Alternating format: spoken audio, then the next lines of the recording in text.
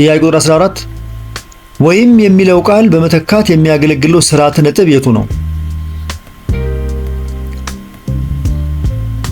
ሀ እዝባር፣ ለ ቅንፍ፣ ሐመሮሃ ድርብ ሰረዝ፣ መ ትምህርተ ጥቅስ።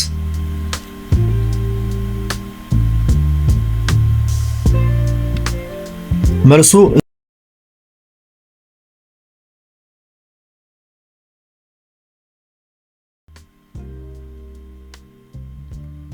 ጥያቄ ቁጥር 15 ወፍጮው ስለተበላሸ ጤፉን ሸረከተው የተሰመረበት ቃል ፍቺ የትኛው ነው?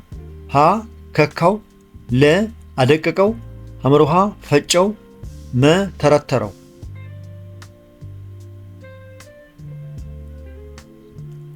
መልሱ ከካው ነው። ሸረከተው ማለት እህሉን በደንብ ሳያደቅ አጓጉሎ ፈጨው ወይም ከካው ማለት ነው።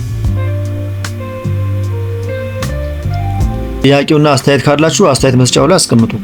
ከተመቻችሁ ላይክ አድርጉ። ሌሎቹ እንዲደርሳችሁ ከፈለጋችሁ ደግሞ ሼር አድርጉ። ሌሎች ቪዲዮዎችም ተከታትለው እንዲመጡላችሁ ሰብስክራይብ አድርጉ። መልካም ጊዜ።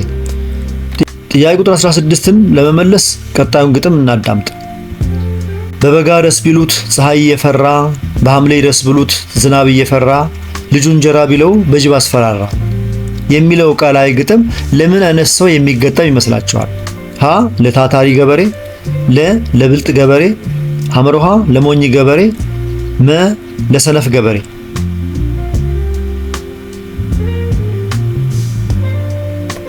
መልሱ ለሰነፍ ገበሬ ነው።